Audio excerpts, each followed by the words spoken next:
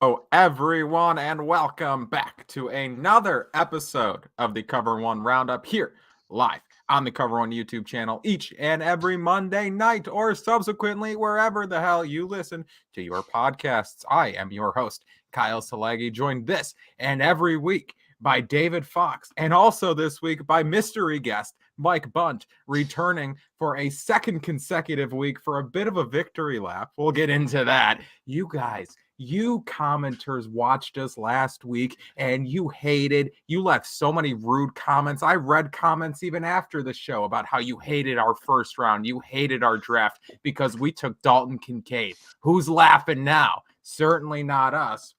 Not right now, but in a couple of minutes we will be when we take our victory lap for predicting the Buffalo Bills would select Dalton Kincaid. We'll get into that and we'll recap the rest of the draft and even some UDFAs. I got very nerdy today. I have a page worth of notes on a mini camp invite. So make Love sure that. he's not even signed to a contract, but I have a page worth of notes on a dude who may or may not even make it to mini camp because he's going to a different mini camp before he goes to the Bills one. It's going to be a great show. So you guys just stay tuned and we'll get to all of the good stuff in a moment. Some takeaways, surprises, all that good stuff. But before we do any of that, David, how are you doing? Kyle, I'm doing great, actually, because, the NFL draft obviously was this past weekend. In addition, a brand new Star Wars game was released this past weekend. And unlike a lot of people who are trying to play this game, it is not having technical issues with me. So I'm enjoying my experience with it. Other people, unfortunately, have to deal with crashes and screen tearing and all that fun stuff. But I'm having a great time with it. In fact, I was having such a good time with it that I was supposed to see Return of the Jedi because it's being played in theaters for like a week or so because it's 40 years old, which is a weird thing to think about. And then I totally forgot. And then I went to bed and I got a notification from Fandango like, how was your experience? And I was like, all right, I was supposed to see a movie tonight. Supposed to see a movie I've seen 100 times, but on a bigger screen. 110. Thank you very much. My bad. I was gonna see that this weekend, but then the draft happened, and on Sunday I was like, I am not doing anything. It's been a long day. It's been a long weekend. I'm not doing anything. That's Mike, thank you for joining us. Second consecutive week. How are you doing? I'm doing great. I had so much fun last week with you guys that I just had to invite myself back. And I gotta say, I'm still feeling a little loopy from hosting 6 hours of day 6 hours draft coverage with 2 picks that we did before we just said this is enough. We have to end this. But excited for another show with you guys. Hey, you have an open invitation on this show always, as does everyone who has ever guest appeared on this show, like Greg, who I think was on the second episode, and he hasn't been seen since. No, he's on every week. Actually, I forgot. He does. He does the Bet US, which we'll get to in a minute. Rob Quinn has an open invite. Former host who certainly didn't leave because he got tired of my bullshit. A lot of great guests. There's a lot of great people we've had on this show who are just jonesing to come back. Open invitations. So again, we got to get into this draft recap because, like I said, I have a lot of notes here and we all have thoughts, and we have fewer than 2 hours. So we got to get into it. But before we can do that, we have to get to our sponsors. Make like Terry Pagula and pay the bills. Good joke, Kyle. This show and Cover One in general are brought to you by Bet US, who we will hear about from now via Greg, guest appearing yet again. Thank you, Greg. Hey guys, Cover One is excited to announce our new partnership with BetUS. BetUS has a live wagering on all major games, the best betting variety in the business, and an easy deposit and withdrawal process with the fastest payouts in the industry. Our loyal Cover One fans get a choice between 2 exclusive offers, either a 125% sign-up bonus on your first deposit up to $2,500, or a free $50 bet with no deposit required. Just use promo code COVER1 on the links provided in the show description below. BetUS, where the game begins. Promo code COVER1. And speaking of promo code COVER1, this show and Cover One in general are brought to you by Underdog Fantasy. David, can you tell us a little bit about Underdog?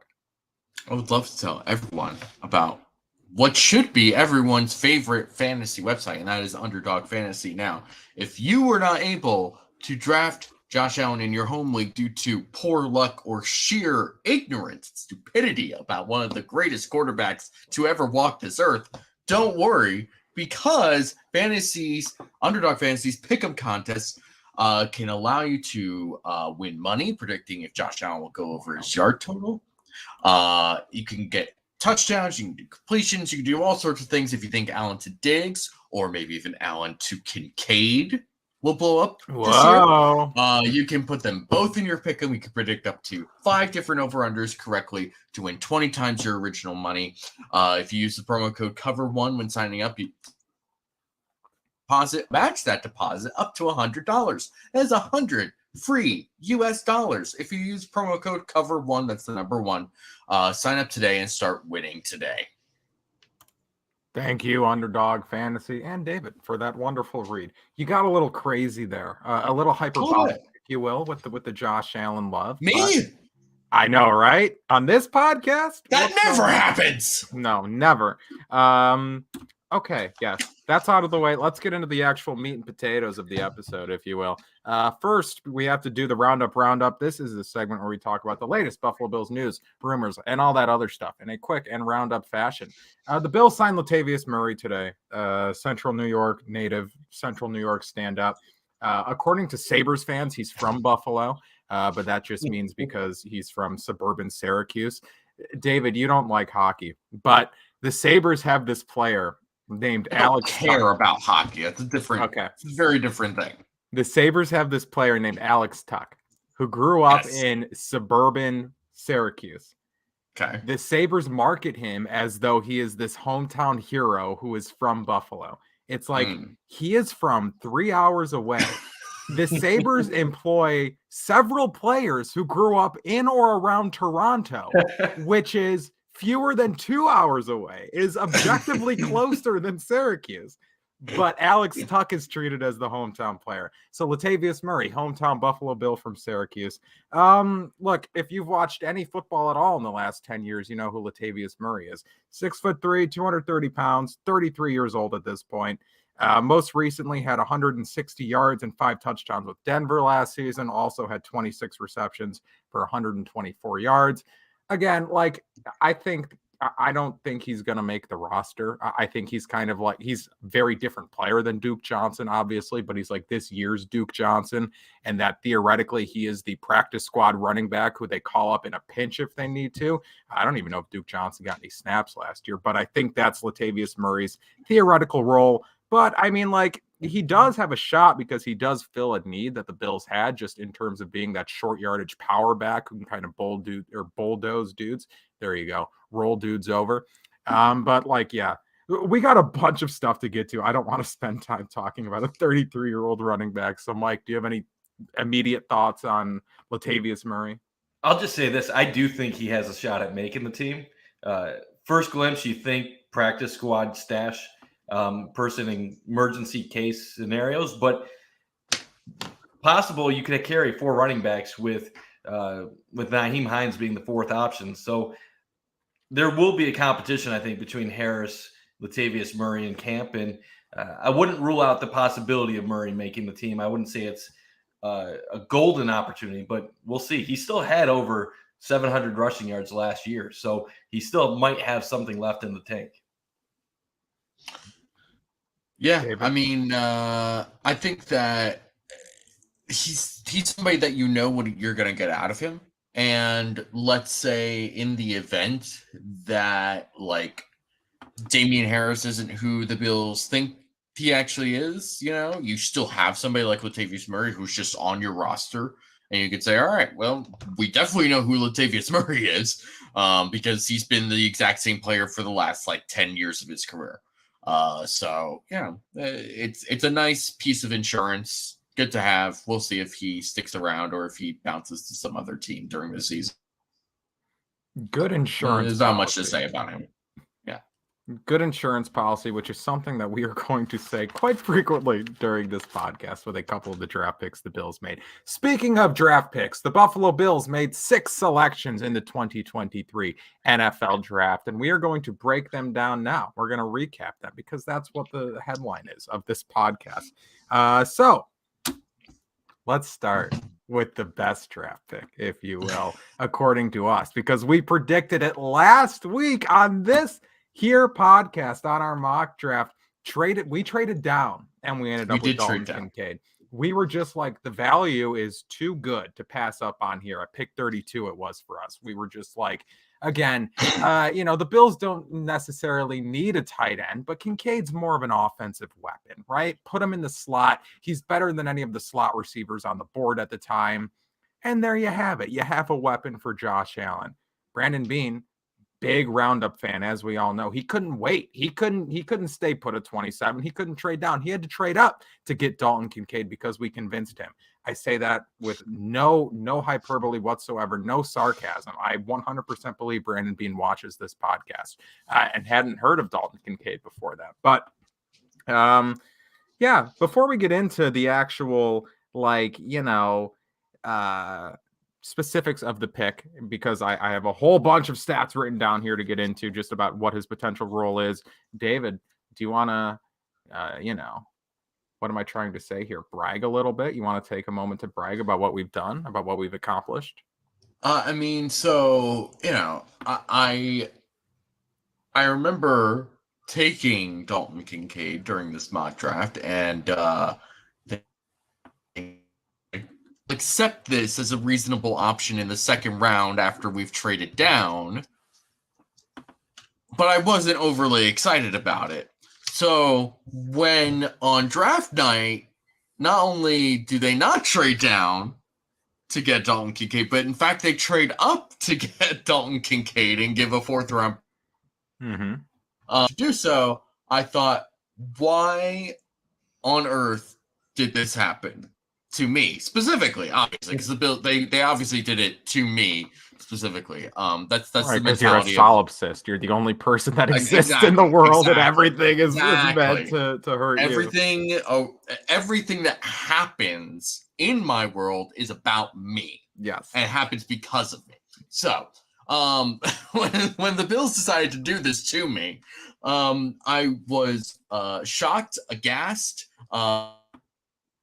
A lot of messages sent to the group chat in all caps. I was very upset and incensed with this. Then I actually went to sleep and I woke up thinking, okay, obviously this isn't as bad as I tried to make it seem.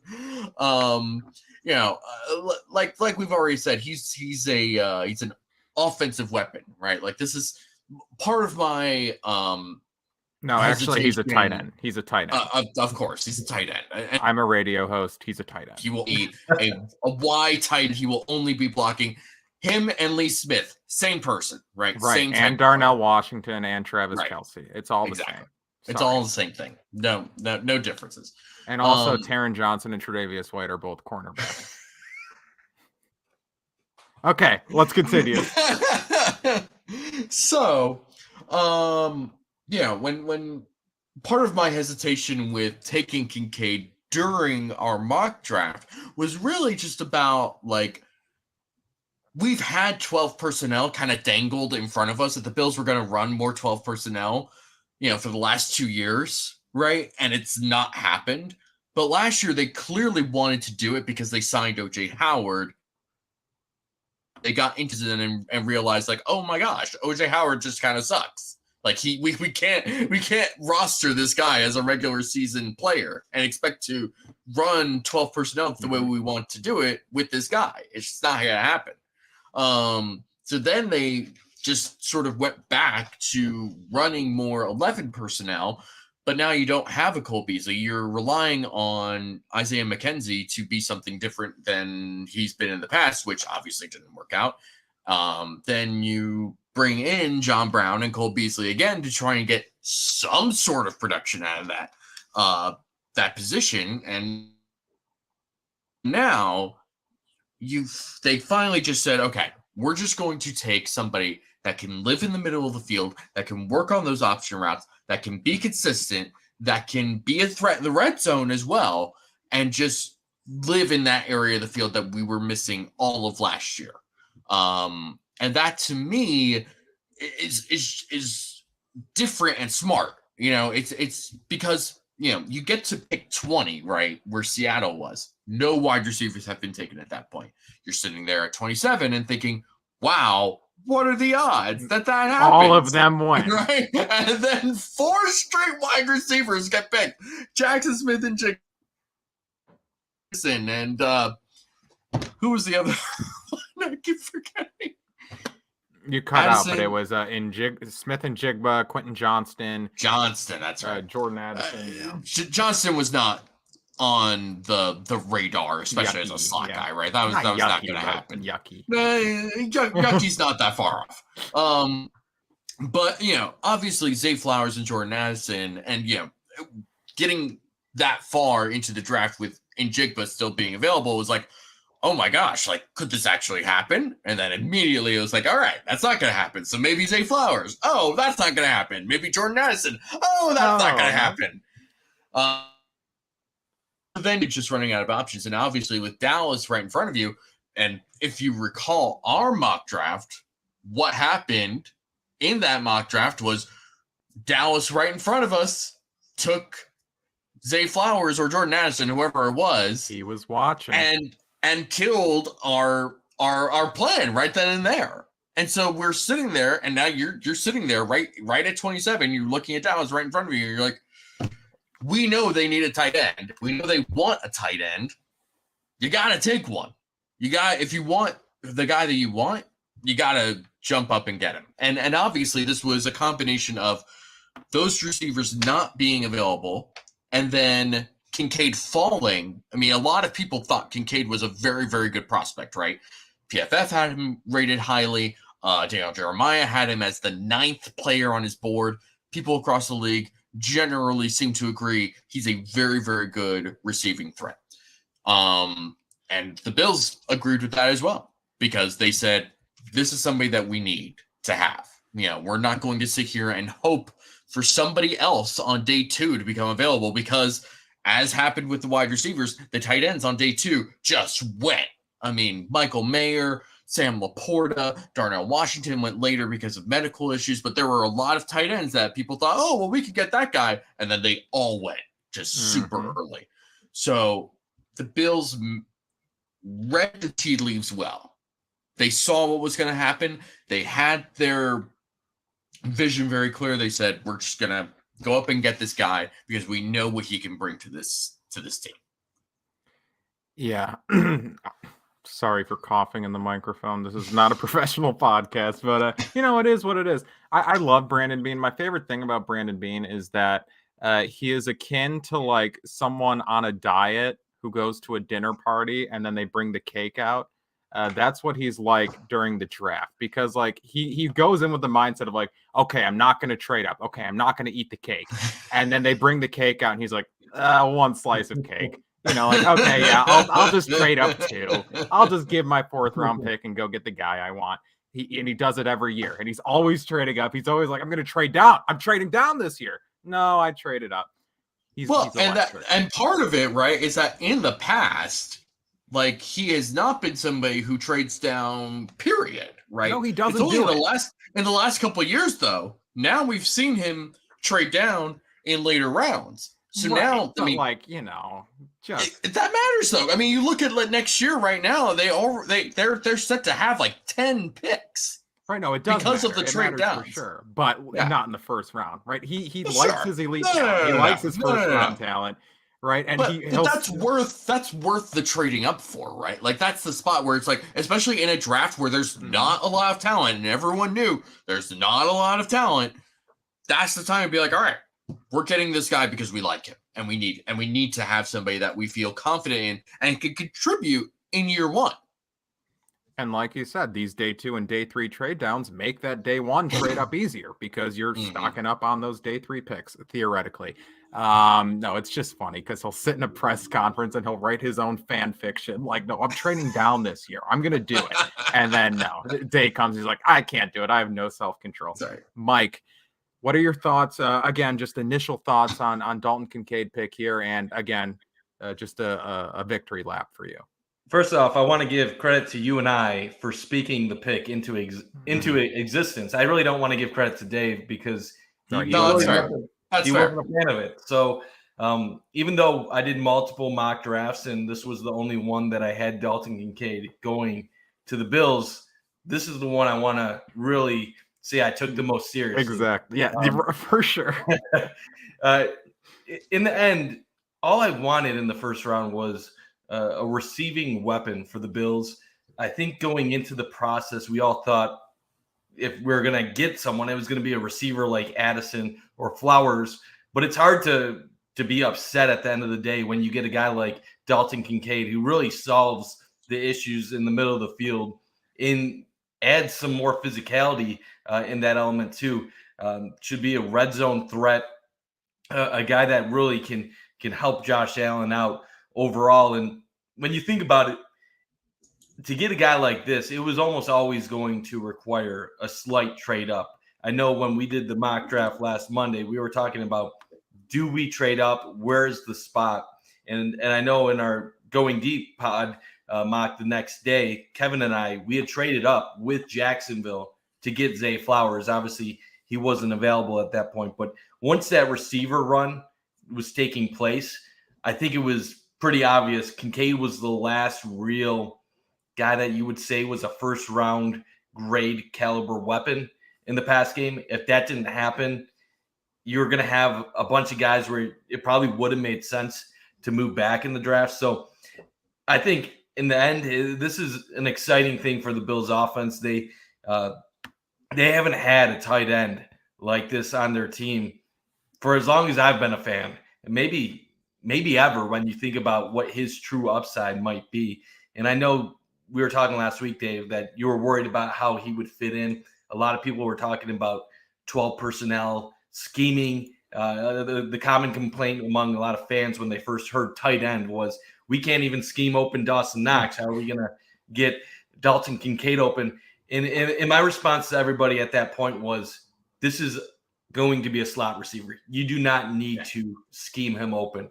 First of all, he's going to be running some of his own routes that are going to get him open. And then his ability to read defenders, find the open space, he's going to do a lot of the work himself. And I think this is going to make Josh's life so much easier because you saw it last year when they didn't have Cole Beasley. He did not utilize the middle of the field. Isaiah McKenzie did not get it done. Now this opens up the middle of the field. The Bills offense doesn't even need to make a ton of adjustments. I think it might just improve just based on the players that they have on this roster right now compared to what they had last year. I agree. I'm largely of two minds on this pick. I am more so, I'm dying. I'm more so of one mind than I am of the other. But, you know, I still am of two minds, and I'll get into why here.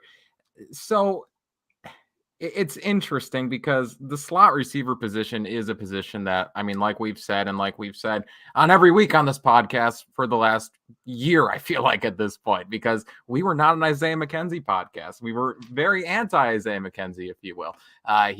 We were like, he is what he is, right? He's 27 years old. He's not going to blossom into something new, right? He is what he is. And that's exactly what he was. So we've always kind of had questions about the slot receiver position. They made themselves evident last year.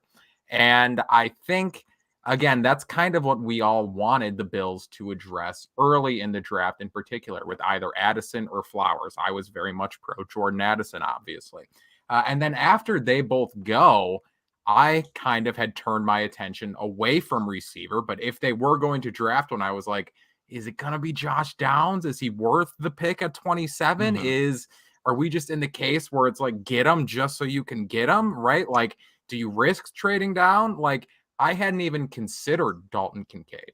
right? Like, even though we took him in the mock draft, I wasn't like, I realistically don't think they're taking a tight end. I don't think they're taking Dalton Kincaid. And then when they do trade up to get him, it's like, okay, like, it's an interesting idea. It's something that, like, I did not expect them to go this route, but after looking at the numbers and actually like watching Dalton Kincaid play and kind of envisioning him in this offense, it is something that, again, could work because, like, I'll get into the numbers here. I've seen people say that he lined up more in the slot than he did in line at Utah last year. I don't think that's true. Like, every number, all the numbers that I have found indicate that he lined up more in line than he did in the slot last year. According to PFF, he had 376 snaps in line, 257 in the slot, and 49 out wide. But, have to flip the page. That said, he was lined up in the slot for 55.1% of Utah's passing plays, which I guess is the larger point anyway, right? Like, when Utah was passing the ball for more than half of the time, Dalton Kincaid was the slot receiver. So, like, again, all the semantics that people want to get into on Twitter about, like, he's a tight end. He's a tight end. You can call him what, you have to call him a tight end because that's what he's listed as. It's like, at Utah, when they passed the ball, he was a slot receiver anyway. So, like, whatever. It's a stupid semantical argument that we're not going to get into, despite the fact that I keep bringing it up. So, yes. And again, I mentioned that 55.1% of the passing plays at Utah last year, he was in the slot. He was mostly used in the middle of the field in the short to intermediate game. 62% of his targets last year came within 9 yards of the line of scrimmage, 57% of his total production coming within 9 yards of the line of scrimmage. And then going even deeper into that, of his 58 receptions in the short game last year, 38 of them came in the middle of the field. And also 54% of his yak came in the short game in the middle of the field, and nearly 45% of his total production last year came in the short game over the middle of the field. And like you guys were saying, you look back to last year and you compare the Buffalo Bills offense from last year to the Buffalo Bills offense of years prior. What were they missing? Cole Beasley is the answer. Is they were missing just that reliable option, just a dude who can run option routes, a dude who has good vision, good instincts, who can make himself open and available for Josh Allen. He was just missing that easy button throughout the entire season. And even when they got Cole Beasley back, he wasn't Cole Beasley. He wasn't that player. And like, you watch Dalton Kincaid play, I don't want to say that he is Cole Beasley, right? Because Cole Beasley, when he was at his peak, when Cole Beasley was Cole Beasley, there was no one else like him. He was just an incredible player, one of the best slot receivers I have ever seen play. Maybe, I don't know if he'll go down as one of the better slots in NFL history, but boy, was he productive and boy, was he unique. But again, just watching him play, he has a similar type of game. Again, he's instinctual. Like you said, David, option routes, has, that good read on option routes. As Brandon Beane noted, has ability to stack defenders, also a good route runner, also has really good hands. He had 2 drops, I think, in his time at Utah. And his drops he only had, I think, I wrote an article about this after the Bills picked him, because I woke up at 5 a.m. on Friday and I was like, what the hell happened? So I just started diving into numbers and I was like, okay, maybe this isn't bad. So I wrote an article about it. But he had no drops in 2021. In 2022, he had 2 drops, but that's because his targets more than doubled. So like, it wasn't like it's like a marginal increase, and it's not indicative of a larger issue. He has really good hands, and as he noted in that Bills Embedded video, 0 career fumbles. So like, he is a very solid slot option. And again, you look at this offense last year, missing that easy button. Josh Allen now gets that easy button back, that Cole Beasley type player back in the middle of the field, in the slot. But now it's in the form of a 6'4", 250-pound pass catcher who can box dudes out, has good hands, and has a very large catch radius. So that's why I'm in that one mind, right? One mind is, I love the pick. I think that he is what this offense needs. I think it's a good and interesting idea. The other mind that I'm of is that the Bills currently have an offensive coordinator and an offensive play caller whom I do not trust with good and interesting ideas. Like Kincaid might be a good enough player that like I don't really have to worry, right? Like he's going to succeed in spite of the play calling and play design. I'm about to cough. So David, what are your thoughts on this pick? So kind of going off what the point that I think you're trying to make, which is about Ken Dorsey and just sort of that the nature of that offense in general. I think that, you know, it's tough to run an offense when, you know, you're just totally missing that slot option, right? And especially when that's been a major part of your offense in previous years and a big part of why your quarterback has been so consistent, right? Like, you know, instead of maybe forcing the ball to the boundary, Davis or whoever, you know, you could just give it to Beasley underneath, and then you get a couple yards and you're still on schedule, you're still in rhythm and all that stuff. Well, when that's missing, or when you try to throw over the middle and Isaiah McKenzie is, you know, flopping and flailing and can't catch the ball, dropping balls, zigging, zagging. And yeah, it's just a mess. And I think that adding someone like Kincaid, who seems to be very, very consistent, I think is going to be a big thing for Josh Allen. And I think I think Kincaid seems like somebody who's going to earn Allen's trust very, very quickly. I think that's going to be very, very important moving forward. So, yeah. And I'm with you, Dave, on that. And that's the one thing I do want to see with Dorsey. I know you have your doubts, Kyle, with his playing calling, his creativity, but it does handicap you a little bit as an offensive coordinator when you don't have the players to execute certain things that you might want to run. Yeah. You guys weren't big fans of Isaiah McKenzie, and I liked McKenzie for what his role was in Buffalo the first 2-3 years. Absolutely. I was him as a gadget guy, the occasional jet sweep, some crossers, stuff like that. I was not a fan of him getting the promotion to being the Bills slot receiver. And I still thought it was curious that when Jamison Crowder was brought in, even with his injury, Isaiah beat him out in camp for that 3 spot. I thought that was an odd decision, and who knows what would have happened as the season played on if Crowder didn't get hurt, if he would have eventually taken over that spot or not. But one thing I did find super interesting was something that Eric had tweeted out, I believe it was yesterday, and it was about the tight end usage that Carolina used when they had Shula and Ken Dorsey. Going back to 2016 when they had Olsen and Dixon, it was 93%, 43%. 2015, their Super Bowl year, 96%, 54%. 2014, 96%, 47%. You look at the Bills' tight end usage over the last 3 years.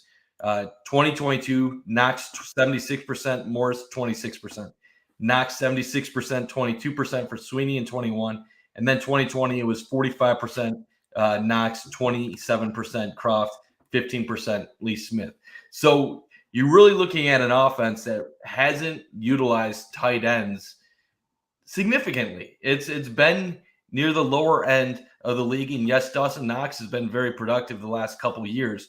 But I think what we've seen is the Bills have wanted to be able to run 12 personnel. That's why they've brought in some of the guys that they have. Why they tried the O.J. Howard experiment, why they brought in the tight end from Seattle earlier in Hollister and just never ended up happening. They tried on these mid-level guys, these guys that just weren't simply good enough to really commit to it. That changes now. You consider Kincaid whatever you want. You want to consider it 12 personnel, quasi 11 personnel as being right, 11.5. The fact is, you now have a guy in the middle of the field that solves one of your biggest issues on offense last year from a receiver perspective. You solved that middle of the field issue.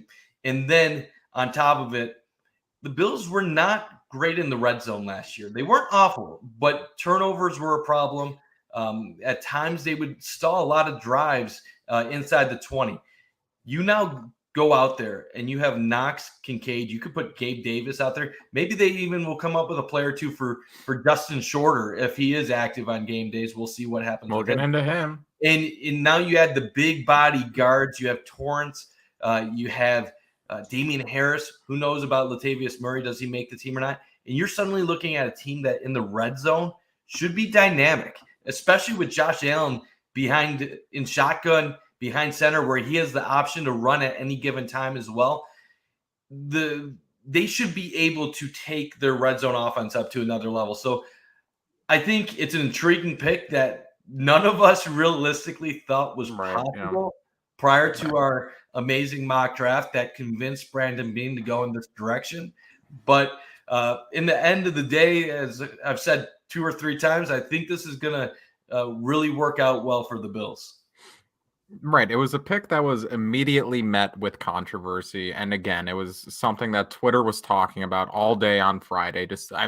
You saw the national people being like, this makes a lot of sense. Like, this is going to be a very good pick for Buffalo. He's one of the better pass catchers in the draft in general. And you saw, Buffalo Twitter debating semantics, which I keep getting caught up on that, but that was a fun day on Twitter. It's the dumbest thing, right? Like, out of all the things that the media in Buffalo could have been discussing about how to utilize him, how his impact could be on the Bills, we're arguing about semantics about, is he a wide receiver or a tight end? Like, who cares? Like, right. Like, it's simply, again, like, just think about it creatively, right? Give it a half second of critical thinking and, okay, he's a tight end who's going to be used as a slot receiver. Crazy, right? Like, that's the answer. Stupid. And I got one last thing. I'm sorry to interrupt. No, that's fine. Ken Dorsey, we all know he was a great college quarterback at Miami. But you think back to those Miami teams, they were one of the best tight end teams in the country. He had Jeremy Shockey, he had Greg Olson. I know I'm forgetting another one, Kellen Winslow Jr. So Dorsey definitely knows how to utilize tight ends. It's just, how is he going to use them now that he has not one, but 2 guys that you would consider upper, well, maybe too premature to say that, but what I would consider upper echelon potential in the NFL. Yeah, I mean, listen, there were more than one respected draft analyst that not only had Kincaid very high, but there were some people who were like, I don't want to compare him to Travis Kelce, but just that thing, I think that says a lot. Yeah, the pick was certainly, met with a little bit of backlash on Friday, like I said. But now that you actually dive into it and you look into how he's going to be used, what his role is going to be, the type of player that he is, I don't know. I feel like if you're upset about it now, I feel like this is what the Bills need. I genuinely feel like this is what the Bills needed. Moving on. Speaking of Friday, day 2, the Buffalo Bills go on the clock at pick number 59, and they take offensive guard O'Cyrus Torrence out of Florida, viewed by some as the best guard in the class. That wasn't, a unanimous thing, but a lot of people, just generally, O'Cyrus Torrence was viewed as one of the better guards in this year's class. Was not an uncommon mocked pick to the Bills at pick 27, and they get him at 59, measured in at 6'5", 330 pounds at the combine. He spent his first 3 seasons with Billy Napier at the University of Louisiana Lafayette, the Ragin' Cajuns, and then he transferred to Florida last season when Billy Napier went there. This is just the first time of many you will hear the name Billy Napier on this week's podcast. This is a Billy Napier podcast this week. But yeah, O'Cyrus Torrence has experience at both left and right guard, but he hasn't played the left guard since 2019 at UL Lafayette. 830 career snaps at left guard compared to over 2,100, nearly 2,200 at right guard, and on nearly 3,000 career snaps, according to Pro Football Focus. He allowed only 25 pressures. 25 pressures on 3,000 career snaps, only 8 last year. Again, with 0 penalties. That was the first time in his college career that he went a whole season without taking a penalty. Also allowed 0 sacks last year, or just in general, on 3,000 snaps, 0 sacks allowed. Now, that in general is a messy stat, but do with it what you will, right? Zero sacks allowed. Also, he's 6'5", 330. So as you could expect, he's a pretty good run blocker. Which like the most interesting thing about this pick for me, because again, as I said, largely looked at as one of the better guards in this class, and guard was a position that we expected the Bills to take at some point in the draft. But the most interesting part is the scheme that he comes from. He comes from a primarily zone blocking scheme, zone run blocking scheme, which is interesting given that Buffalo last season in its first under Aaron Kromer, though it did run the majority of its running plays were with a zone blocking scheme, the margin was a lot thinner than it was across the league. They ran 199 zone blocking run plays, this compared to 155 gap blocking plays per Sports Info Solutions. Now, they ranked 5th in the NFL in gap usage, 31st in zone blocking usage, which again, just interesting given that O'Cyrus Torrence is coming from a more zone heavy scheme. But again, and these numbers, do with them what you will for the Bills, just because like the Bills didn't run that many running plays in general, at least compared to the rest of the league. So, it's just interesting. Like, so maybe this does signal a philosophical shift, like as the Dalton Kincaid pick kind of signals a shift to more 12 personnel looks. Maybe the Dalton Kincaid pick shifts to a philosophical change or signals a philosophical change on the offensive line. Or maybe they just think that O'Cyrus Torrence is a good enough player to adjust to whatever the hell they ask him to do. And Brandon Beane has already talked about slimming him down, which why? What is Brandon Beane's obsession with taking dudes on day 2 and not liking their bodies and asking them to slim down? Maybe he should stop doing that. Okay. Mike, what are your thoughts on this pick? I think it was a pick where the value was too good to pass on him at that point.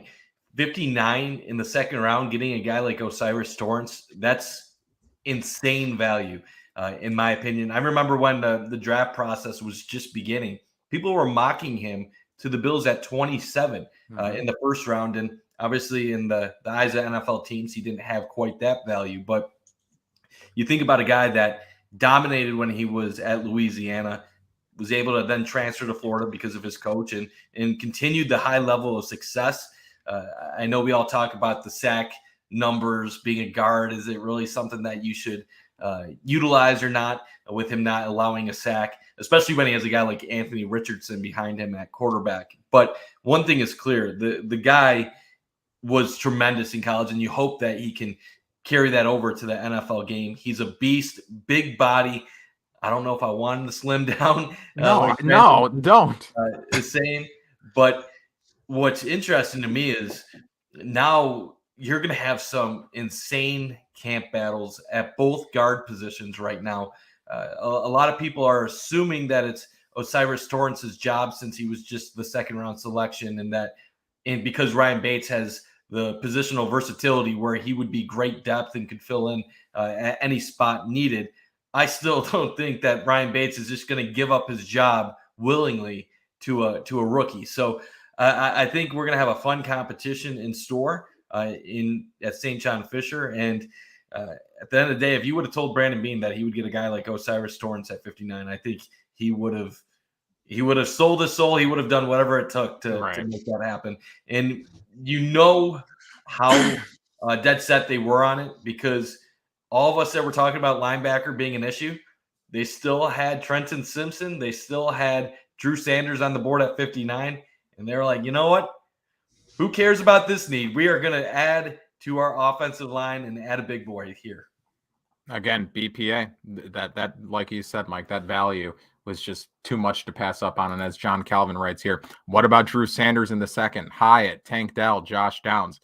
Again, I'm sure they were all in consideration, but like Mike alluded to, when O'Cyrus Torrence, a dude who was getting a lot of first round buzz, is there when you are on the clock at 59, and I mean, guard, it's not like you're set at guard, right? You have dudes who can play, but like you look at O'Cyrus Torrence and you project what he can turn into. He projects to be better than Ryan Bates. He projects to be better than Connor McGovern. So yeah, you take that swing there in round 2 when he's available to you, and you don't even have to give up any capital besides the pick. You don't have to move up for him. You just get him with your pick.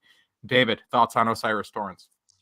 So it's interesting that you bring up Ryan Bates, Mike, because that was sort of my initial thought process, or at least that's what it brought me to when I saw the pick come in. You have they paid Connor McGovern, right, a $25 million contract. You draft Osiris Torrence in the second round, somebody that people thought could be a first round pick. You bring in David Edwards because of his familiarity with Aaron Kromer, the offensive line coach. You have Ryan Bates, who you gave a nice contract to the year before because Chicago offered him a deal as a restricted free agent. Is this somebody that you keep as a depth guy? Is this somebody that, starts the season and then gets usurped by Osiris Torrence? To me, it almost feels like Ryan Bates is sort of the odd man out here, even though he brings a lot of positional versatility to this team as a guard, as a backup center, as potentially a break in case of emergency tackle type. But if you get to the preseason and other teams are seeing your roster and let's say that Torrence is getting a lot of reps, David Edwards is getting a lot of reps, Ryan Bates is not. Do other teams like Chicago, who wanted him last year and could probably still use another guy on their offensive line, do they call up and say, hey, how much do you want for Ryan Bates? Are you willing to take a couple of day 3 picks for Ryan Bates? Is this somebody, because Brandon Beane's been known to offload some extra offensive line talent during the preseason, whether that's fleecing New England for Russell Bodine, or of course the infamous Wyatt Teller trade to the Browns, where he ends up getting fleeced on that one. We'll get into that later. Right? And who was it a year or two ago? Whatever, it doesn't matter at this point. He does it all the time. Traded Marshall Newhouse one time. Marshall Newhouse, this is not an unusual thing for him. But maybe they just sit here and say, why would we give away Ryan Bates? He's experienced with this offense. We like Ryan Bates. He brings a lot of versatility to us. Why would we get rid of that? But it depends. I'm very intrigued to see how that, like Mike just said, it's going to be a very interesting competition during training camp to see these 4 guys go at it, see who's getting a lot of reps, see who's not. And it's interesting when you think about Torrance in relation to some of these, the sort of type that that Kromer tends to gravitate towards. He's not really a Kromer type. It feels more like a Brandon Beane pick than an Aaron Kromer type of pick. So we'll see how that plays into it as well. But it's all very interesting. I'm very intrigued to see exactly how that's all going to play out. Yeah. I like the pick. I think the value was there. If he doesn't start at guard this year, right guard, I think he starts at guard next year. I think in a perfect world, right, you have one of probably McGovern, maybe Edwards at left, and then you have Torrance at right, and then you have Ryan Bates as just your versatile backup, right? And look, do I want to pay a backup as much as they are paying Ryan Bates? No, obviously I don't. But at the end of the day, one, you play the best player, and two, given his versatility, given what he can offer you at a number of positions, that's a fine cap hit for this year. So I think that wraps up Osiris Torrence talk. Are we good to move into everyone's favorite pick of this draft? Let's do it. Round 3, pick 91. Linebacker Dorian Williams out of Tulane. Now, this pick apparently was met with a lot of controversy. I didn't see any of it because I watched them make the pick and I fell asleep. Because like I said, I woke up at 5 a.m. that morning. So I was and I didn't go to bed until 1 a.m. So you were lucky. Yeah, I was on 4 hours of sleep. I saw Dorian Williams and I was like, okay, they got their linebacker, going night. And I wake up and Twitter wasn't happy. And I was like, I don't care. They weren't happy all day today. They're not going to, or they weren't happy yesterday. They won't be happy today. And they're not going to be happy tomorrow. But whatever. So yes, the Bills do take Dorian Williams. This is after a run on linebacker, like we alluded to earlier. They do pass on linebacker in the second round. And then in the third round, there's a run. Drew Sanders goes. Diane Henley goes. Trenton Simpson goes. DeMarvion Overshown goes just before they take Dorian Williams. But they do get their player, or a player. They get a guy, a linebacker, right? Where he's going to play, we will discuss. But again, you just look at him intangibly, athletically, combine measurements of 6'1", 228 pounds. He's a good athlete, has a relative athletic score of 8.82. His percentiles, courtesy of mockdraftable.com, are wild. There's some variety here in terms of his percentiles here. His intangibles, he has very high highs and he has quite low lows. He is 16th percentile amongst linebackers in height, 11th percentile in weight, 90th percentile in hand size at 10 1/4 inches, and 92nd percentile in arm length at 33 3/4 inches. So, like, you know, not the biggest guy, not the tallest guy, but he's got a basketball wingspan. Like, he's we'll get into how that can help him play Mike here, maybe momentarily. But again, his athletic percentiles are also largely good. 47th percentile in vertical jump, 68th in broad jump, 89th percentile in 10-yard split, and 94th in 40-yard dash. So there is a solid foundation here athletically, and he's also pretty good in coverage. Has, you know, sideline to sideline ability, rangy dude, 87.0 coverage grade from PFF last year. You know, say whatever you will about PFF grades, but they graded him well in coverage. Also had 2 interceptions and 3 pass breakups. And you listen to Louis Riddick, I think it was Louis Riddick, after the Bills picked him on ESPN, and he was like, oh, he is going to be a menace with Matt Milano. They are going to be a terror on the field with each other. But will he be on the field with Matt Milano? That was the big question, because Brandon Beane comes out after selecting Dorian Williams and immediately is like, yeah, I don't know. I don't know if he's going to play Mike. Like, maybe, but probably not, just given his, you know, profile, given his size, given the defense that he played in. His processing isn't that great, and our defense is so much more complex than Tulane's was, and we're going to ask a lot more out of our Mike than what he was asked to do in the Tulane defense, right? Just immediately kind of putting doubts on that. And then Sean McDermott talks, from what I understand. I didn't hear these comments. I read them. Sean McDermott says, maybe he could play Mike. And then Beane goes on One Bills Live today and is like, well, it's not that he can't play Mike. It's not that he's undersized. Like, he's undersized compared to Tremaine Edmonds, but Tremaine Edmonds is a freakazoid. Like, Dorian Williams could theoretically play Mike. So, like, I don't know. I don't know what they are doing with Dorian Williams. And again, I bring up the arm length. I need to find this thing that I put in Twitter earlier because it intrigued me. I was intrigued by my own thoughts, which I have a podcast, right? That's kind of how it works. But the Mike competition that's kind of shaking out, right, is Terrell Dodson. He's not winning. Sorry, T-Dot. I know you're a big fan of the show. I've interviewed you before. You're not going to be the starting Mike. And if you are, okay. AJ Klein, maybe, could be the starting Mike. I don't think so. Tyler Matakevich, no. Probably he's a special teamer.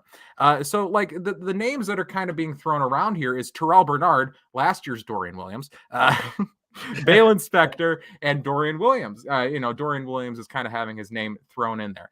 I bring up arm length and wingspan because one of Tremaine Edmonds' biggest attributes in terms of being an effective Mike, especially early, was just his profile and his athleticism and just his wingspan to clog passing lanes, right? Just big presence over the middle of the field that made it difficult for quarterbacks to see past him.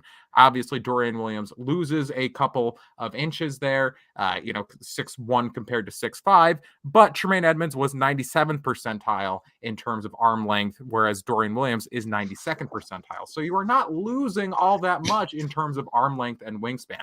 Comparing it to Balin Spector, another name being thrown around, he's 25th percentile in arm length.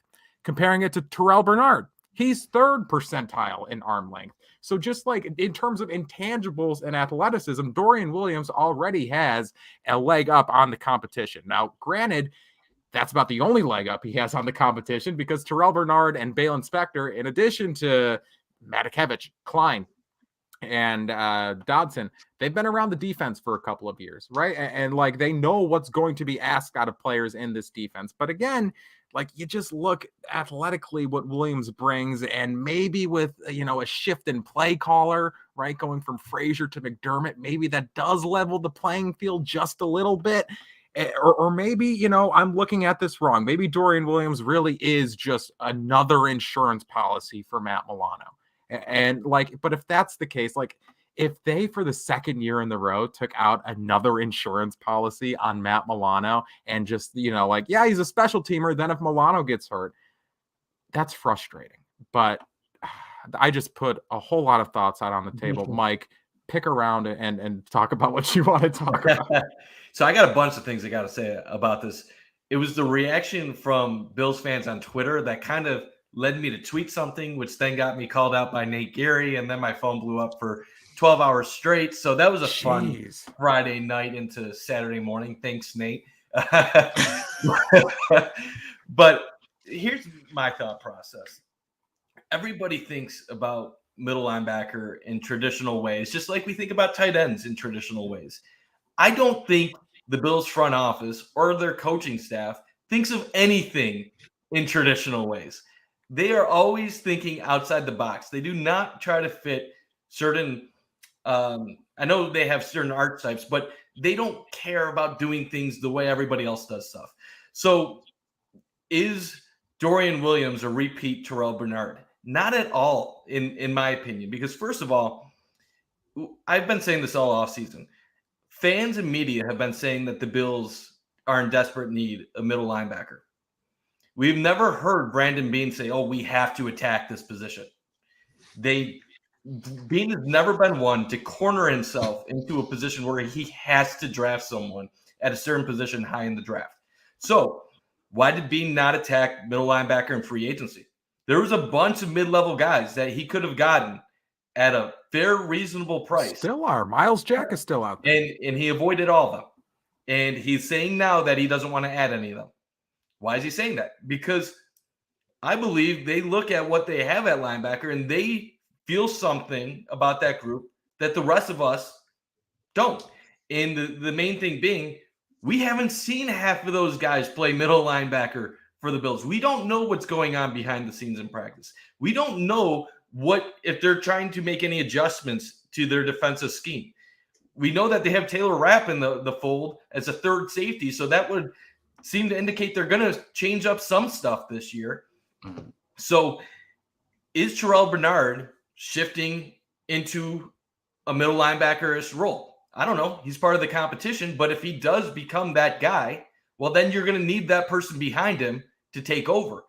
If it's not Terrell Bernard, is it an AJ Klein or a Dodson? Hopefully not, based on their past experience, but could they get by for a year with one of those guys? Yeah, potentially. But I think the safest, most reasonable explanation of the pick is this. They see something as far as his athletic ability and the traits that he brings to the table that they can mold and develop into a middle linebacker in time. They don't think he is ready for that at this point. His processing is slow, but he has the body to play the position. He has the arms to play the position. The most reasonable explanation of what happened Friday night was that Beane took a guy that he thinks can be the future middle linebacker of the Bills, but didn't want to put unreasonable expectations on a third-round pick, 91st overall, and didn't want the fan base, which is clamoring for the Bills to desperately bring in a middle linebacker, to think this guy is the guy that needs to be the future of the Bills at this position. Right. So he's saying, oh, he's going to start out outside. We're going to take this slowly. He's going to play special teams. And then the whole fan base just blows up because they're like, what is this? Why did we do the same thing that we did with Bernard last year? Well, it's not. And we're going to see it play out. This could all come back to haunt the Bills, but there was logic behind it. I do think there's things going on with the Bills defense that we don't necessarily know. And let's just see how it plays out. If we get to August, late August, and the Bills middle linebacker competition is on fire because of the worst things happening on a daily basis, well, then we can be like, Brandon Beane, you screwed it up. But at this point, let's wait it out. Let's see what goes on with Bernard, Dodson, Klein, and Dorian Williams, because I don't want to hate on a pick before I even see what their intentions for that pick are. And the last thing I'll say before tossing you, Dave, I'm not saying you can't be skeptical. Like, there are reasons to be skeptical of this pick. There are reasons to have doubt. But we all looked at this middle linebacker class, and for the most part, for 2 months, we were saying Jack Campbell is the best guy of this group. Maybe you could go Drew Sanders or Trenton Simpson, and the rest of the guys, So we shouldn't be all going crazy when in a weak middle linebacker class that there was maybe 1 or 2 guys that were even worthwhile to draft day 1 or early day 2 and start. We shouldn't be freaking out that they're taking a developmental route. I do want to piggyback off that. Sorry, David. Sorry to cut you off. But no, that is something that I threw around before the draft even started. I was like, look, the Bills, let's just look at the roster for what it is. They have what appears to be a hole at middle linebacker.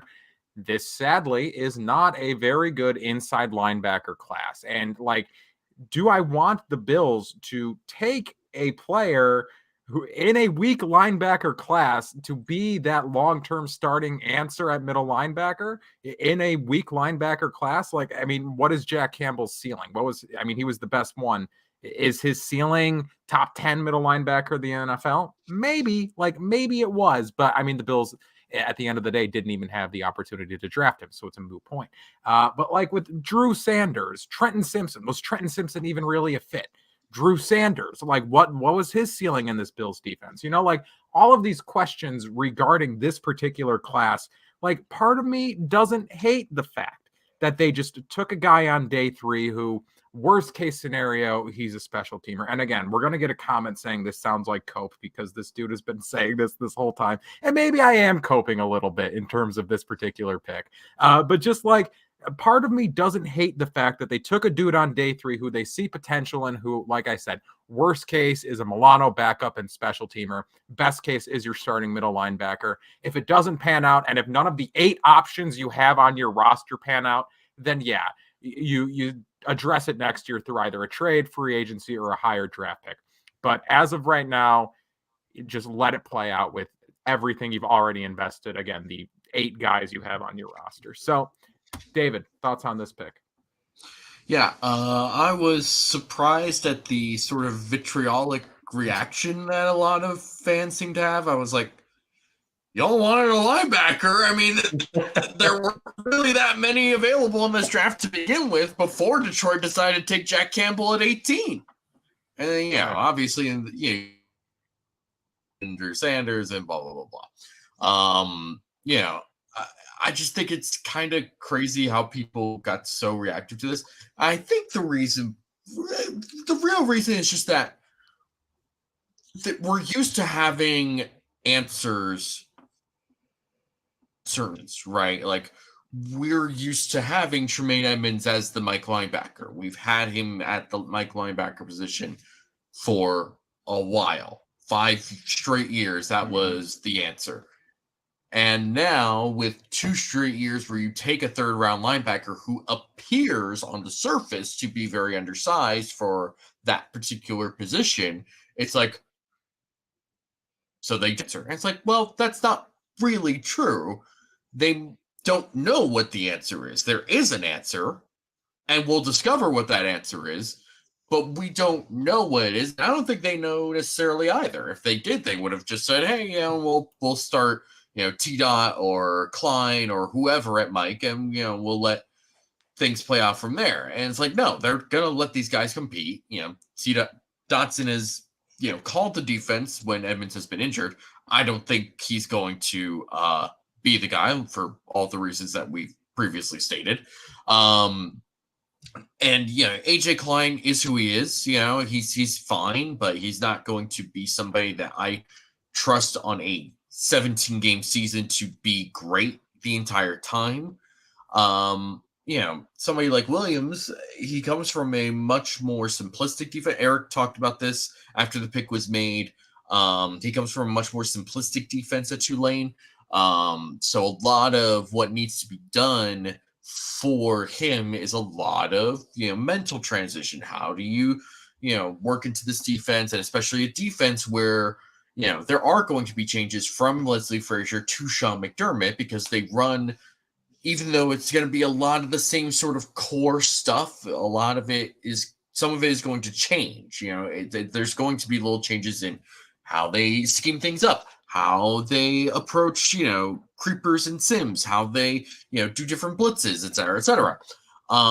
So there's not going to be that same level of familiarity and comfortability for everyone on that defense, really. So there may not be somebody where he can just completely lean on all the time for advice and all that. But with Williams, I mean, people are concerned like, oh, he's only this big, he's only, this tall, et cetera, et cetera. But okay, so is Roquan Smith. Nick Bolton is 5'11". Like, there's not really that big of a concern in that regard. It's really just a matter of can he be consistent as a tackler, right? And can he be consistent in getting to where he needs to go in coverage, right?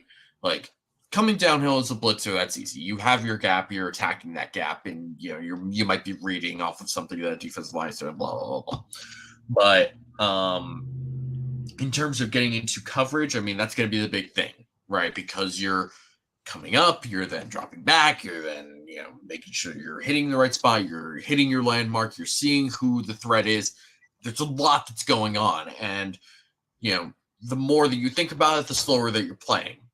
But you stop thinking about it as much with more experience. So you want this guy to be on the field, but also, the Bills are in a position where you have to win a lot of games because you need to get to the playoffs. You're in a very tight division. You don't necessarily have the luxury of just sort of bringing a guy along and taking the lumps all the time. So sort of maybe like a Kyer Elam type of situation where they want this guy to be in the lineup. They want this guy to be the future of this position, but they still need to win games right now. And they might just lean more towards that AJ Klein, Terrell Dotson area of comfort. And sort of like, this is what we know, this is what we got. You will be worked in, but we need to sort of work with what we know will work. So I think that's sort of where that position is going to be. And that's going to be another one that's going to be interesting to see how that plays out in training camp as well. Right. This is very much so far the biggest wait and see pick, just in terms of Kincaid. There's no doubt about the player in terms of Kincaid. It's like, yeah, he's got the ability. He's got the potential fit. We'll see how they use him, but I'm confident in the player. Osiris Torrence, confident in the player. Dorian Williams, we'll see how they develop him along, right? And we'll see how they view him, because right now they're kind of wishy-washy on what they're telling us. They have their plan. It's just a wait and see to see what that plan actually is. Moving on. This might be my favorite pick of the draft, to be honest. I think it was a great value selection. As I wrote, again, a whole article about it yesterday. Round 5, pick 150, wide receiver Justin Shorter out of Florida. I have read, maybe I was going to say so many. The answer is 2. Just things to know about Bills wide receiver Justin Shorter. Everyone thinks they're so damn clever because they write like, he's actually tall, but his name is Shorter. It's like, give me a break. This is what we're writing. Okay. I'm glad. I'm glad I don't write anymore. I'm glad I stopped writing. Please read my article that I wrote yesterday. I did include his height, but I didn't make a joke about his name being shorter. Okay. Interesting lore this dude has. He was the #1 wide receiver in the country high school recruit in 2018, above the likes of Terrace Marshall, Amon-Ra St. Brown, Jalen Waddle, and even Jamar Chase. Now, again, being highly ranked as a high school recruit is not fully indicative of a player's professional success. As I wrote in my article, Robert Foster was the number 2 wide receiver in the 2013 class. So that does not always mean you are going to pan out. But again, it's just an interesting tidbit of information. Just a couple of years ago, right? 5 years ago, however many years ago 2018 was, Justin Shorter was looked at with the likes of Jalen Waddle, Jamar Chase, and Amon-Ra St. Brown, dudes who are now very good receivers in the NFL. He was looked at as not only in their tier, but better. So again, that type of talent goes to Penn State, dislocates his kneecap in spring ball before his freshman season, plays 4 games in his freshman year, and takes a medical red shirt. Comes back, unable to ever get on the same page as James Franklin. James Franklin comes out and says that he is a cheeseburger away from 250 pounds. Now, I'm sure you all saw the photo of Justin Shorter that was circling around Twitter. I don't think he has ever eaten a cheeseburger in his life. But again, that's what James Franklin says. The two can never really get on the same page. Shorter starts the first 2 games of his, actual freshman year, or his redshirt freshman year, if you will. Again, gets injured yet again, comes back and is entirely phased out of the offense, enters the transfer portal, goes to Dan Mullen's Florida team, which for anyone who has watched college football in the last however many years, you know that Dan Mullen's tenure at Florida, especially the later years, not the most functional time for a head coach at a particular school. So yes, he is largely not used in 2020, and then he is largely misused in 2021, used more in the short to intermediate game. And then last year, our old friend Billy Napier comes in 2022 to Florida. Anthony Richardson takes over at quarterback, his sole starting season as a quarterback in college football.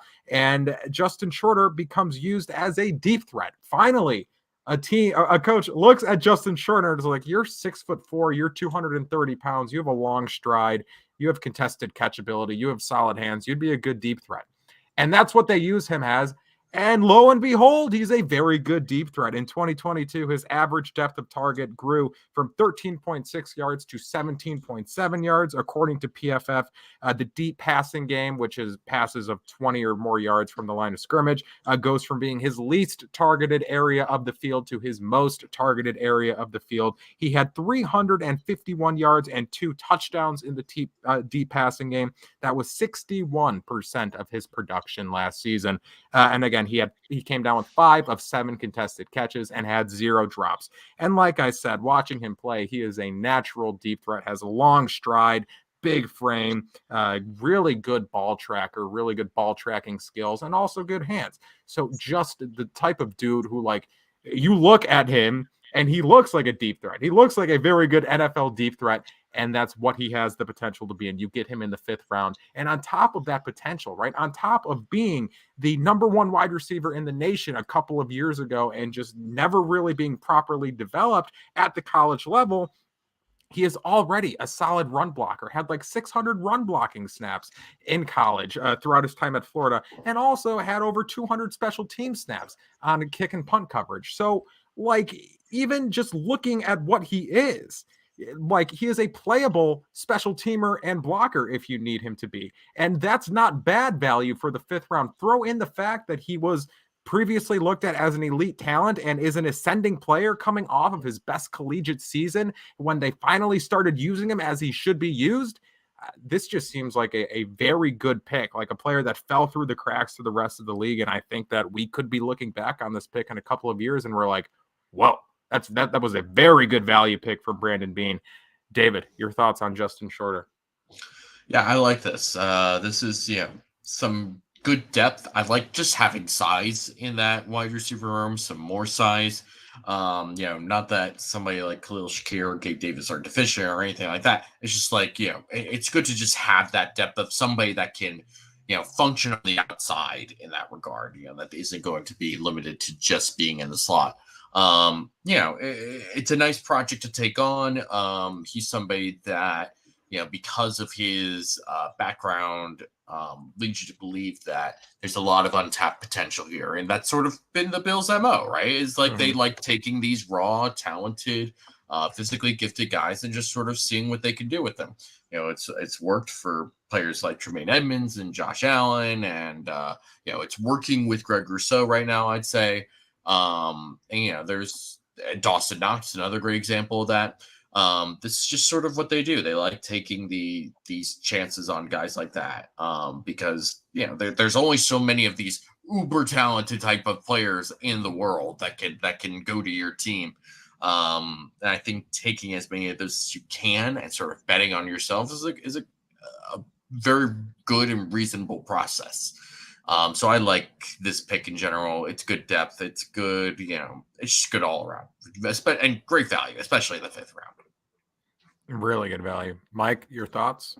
Yeah, it's definitely an intriguing pick. High upside, low risk. I feel like this is the type of guy that Bills fans are going to fall in love with during training camp and preseason, because they're going to see him at 6'4". He's going to make a play or two. You can almost guarantee it. And fans are going to be bugging out when he's inactive on game day early in the season, because they're going to be like, we want more Justin Shorter out there, because of really, you see him and he looks like he could be a superstar in the NFL. Just his body, his frame, his athleticism. But I do hope that fans and the rest of us can be patient with the Bills when it comes to his development, because he did fall to the fifth round for a reason. His college production, unfortunately, doesn't match what you would think it should based on his athletic profile, right? His high school recruiting and all that stuff like that. Like, you're talking about a guy that was one of the top high school recruits in the country, but it just never really worked out until this past year at Florida, where, as you said, he was finally utilized the correct manner. But you're talking about someone who spent 5 years in college and has 110 total catches for 1,500 yards and never had more than 3 receiving touchdowns in a season. That's a little bit concerning. Not that he doesn't have the potential to produce at the next level, because obviously there's a lot of situational things that go into why you produce, why you don't. Obviously, he had his issues with James Franklin at Florida. Dan Mullen was an interesting interesting coach, to say the least. And then even with Anthony Richardson last year, Florida didn't always have the most dynamic passing attack at times, even though he's a tremendous athlete and quarterback prospect. So I will give Bean the benefit of the doubt on wide receivers. It seems like a lot of people talk about how Bean hasn't hit on anyone outside of Josh Allen. But when you really look at Bean's track record in the draft at wide receiver, and then even secondary guys in the later-ish rounds, he does have some success there. Gabe Davis, I'll consider 4th round a later round for wide receiver. Gabe Davis going in the 4th in a super heavy wide receiver draft, where he was one of the later wide receivers picked, and developing into a number 2 who was making an impact right away. That's a good sign. You look at Isaiah Hodson finally getting his opportunity in New York. He would be a success, even though it never panned out in Buffalo. Khalil Shakir has shown flashes. So that is a position where I think the Bills know what they're looking for. Now, the one really interesting thing for me is Josh has really never had much size with his wide receivers in Buffalo. Sure. The 1 year he had size was 2018, but he didn't have separators at that time.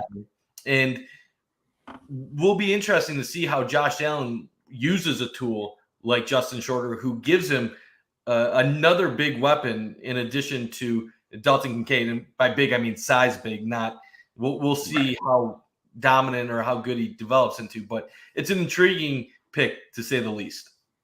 Right. Another thing I haven't mentioned yet, because I keep dying via coughing.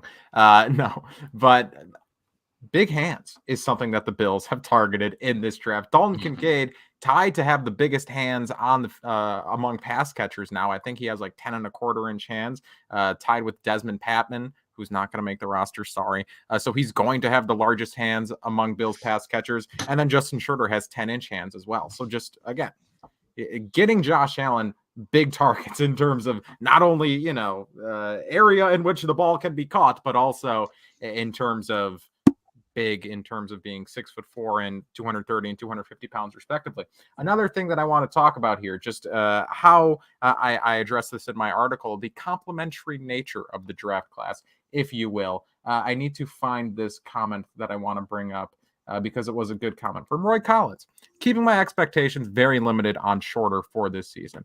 As you should, because I think that the role in which he would be best used this season, that role is going to be lumped into Gabriel Davis's role. But what I do think that Justin Shorter would be theoretically, again, is just a good deep threat, like I talked about. And again, he's a good insurance policy should something happen for Gabriel Davis. And also Gabriel Davis is entering a contract year. So just something to keep in mind. And again, I talk about the complementary nature of this draft class. The selection of Dalton Kincaid kind of signals a more, I guess you could say, a philosophical shift in approach or a shift in philosophy to how the Bills are going to approach the offense. You look at last year, 4% of their offensive plays in 12 personnel, them drafting a first-round tight end does indicate that they are going to use a fair bit more 12 personnel this year with Kincaid and Dawson Knox on the field. Now, where is Kincaid going to line up? Probably in the slot, but regardless of where he lines up, the idea of having two tight ends on the field, even if one of the 6'4", 250-pound targets is in the slot, you're going to create mismatches, and you are theoretically going to see heavier boxes. And what is that going to do? More players in the box should open up more players downfield, should open up more plays downfield. A guy like Justin Shorter, his game would really benefit from that. Again, I don't know if he ever benefits from it this year. I think Diggs and Davis are the two, and maybe even Deontay Hardy, but more so Diggs and Davis are the two who benefit from that this year. But Shorter is a dude who would greatly benefit from playing in 12 personnel looks and just schematically things being open for him downfield. Does that wrap up Justin Shorter talk? Let's move on. Good for me. Now we're getting into the real good picks here. The real good picks that everyone cares about. Round 7, pick 230. Nick Broker, guard out of Ole Miss, won the Kent Hall Award for best guard in the state of Mississippi. What an honor that everyone knew about.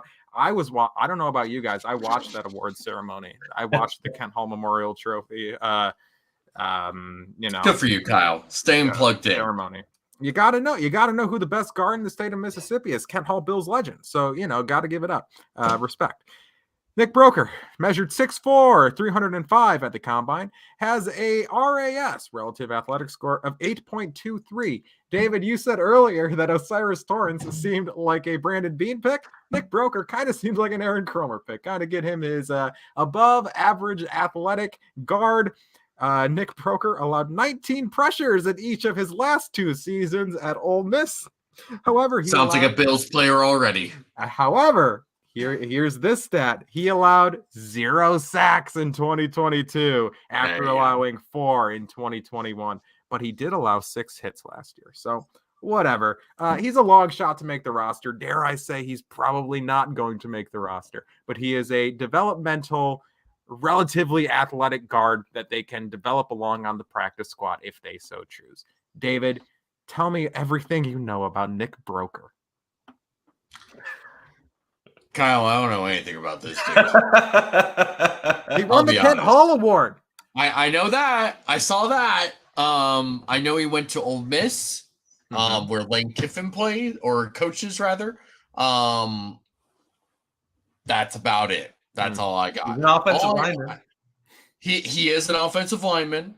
That's very true. All I know is that I've seen that Ole Miss offense play. It's a lot of RPOs. Like a lot of RPOs. Which generally means a lot of quick passing. So the fact that he's given up 19 pressures in each of the last 2 seasons is a bit concerning in my my thought process. But whatever. It's a 7th round pick. whatever happens with him. If he gets cut and he never gets seen again, he can go home and look at his Kent Hull trophy and be proud of himself, as he should. If he makes the roster, cool. Good for him. I love it, Ralph Wilson. Broker next Bates.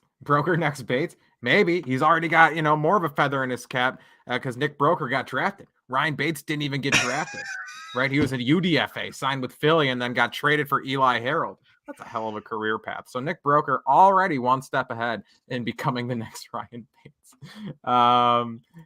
Johnny Chats writes, Kent Hull is big with the Boomer fans. He's big with the Zoomer fans too. Huge Kent Hull fan. Giving Kent Hull its flowers every single week here on the Cover One Roundup. Mike, your thoughts on Nick call it Broker? The Kent Hull podcast. It is the Kent Hull Roundup. I pitched that, but Eric and the boys said no.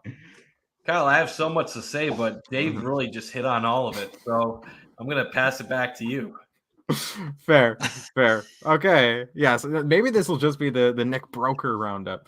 Johnny Chats writes, did Bean lose a 6th round pick? No, he actually gained about 18 of them. Because he just kept trading down. He was having a hell of a time there, just hitting that trade down button on Madden. Okay.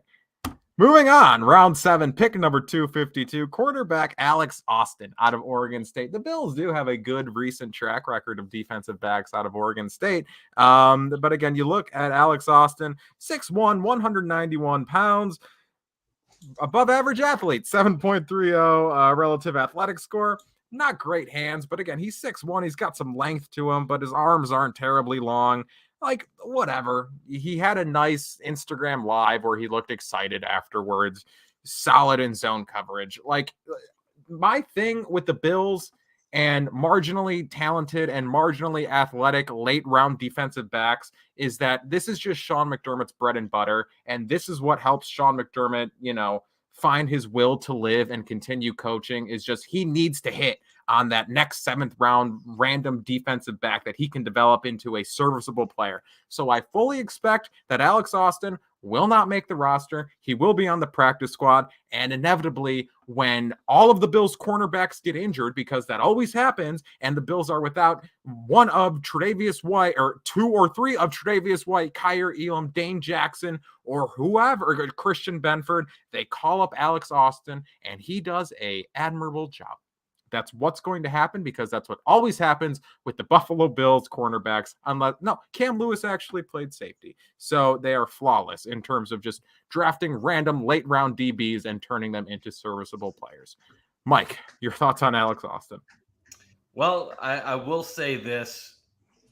I never heard of him before the draft pick, but in my research in the 2 days since, I really don't got anything for you.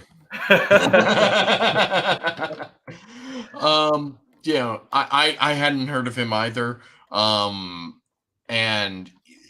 my general thoughts really are what you said, Kyle. It's just that, this is somebody who is just such a classic McBean pick, where they're always looking at some sort of defensive back, right? Whether that's a corner or a safety, whoever. They're always getting some sort of defensive back late. And as I've always said, and I actually am serious about this, I have always said this, that if there's one thing where you can trust McDermott to do, it's just develop defensive backs. I mean, he took 2 guys that, played throughout the league and were just kind of, mid, kind of above average at times players in Micah Hyde and Jordan Poyer, and now they both have all pro honors to their name. You have everybody he's had, even EJ Gaines. Gaines, Levi Wallace turned into a very competent CB2. Even now, Jackson, Jackson, DeMar Hamlin. It goes on. Christian Benford. It got to the point where when last year on my show with Kev, one of the concerns I had with all the injuries was, I was like, well, eventually this is going to start costing the Bills. It's going to hurt. This is going to hurt. What are they going to do? And I had people commenting, Mike, you just got to trust the process. Next man up. I'm like, I haven't even heard of half these guys that are playing for us. Like at one point, the Bills had 2 UB players on the active roster in their secondary, and people are telling me, guys, good old Jamarcus Ingram. People are like, trust the Bills' development process. I'm like, guys, you obviously didn't watch these players at UB because they had the worst secondary in the MAC last year. And you know what? It still didn't kill them. So I trust they know what they're looking for and the traits that they need. Hopefully a good developmental guy. Yeah. We had a couple of good comments that I need to find here. Where was it? Oh, come on. I'm not going to be able to find it. I need to there was this one. Are you drinking? Not currently. This one. BTMS. Maybe Austin would be better at safety. We're already giving him the Christian Bedford treatment. We're already doing the whole, like he's a corner, but maybe we're going to put him at safety one day. I love it. That's the draft. That's the Buffalo Bills 2023 draft class, and we are not going to grade it because doing so at this juncture is dumb. But what we are going to do is quickly go over the Bills UDFAs. Again, like I said, I think all but one of these guys who I'm going to mention got a UDFA contract, but the one who I'm going to spend the most time on, as I said at the top of the show, is just a minicamp invite. So they sign offensive tackle Richard. Don't know how to pronounce that. Looks French. Gouage. Okay. Gouage. I don't know.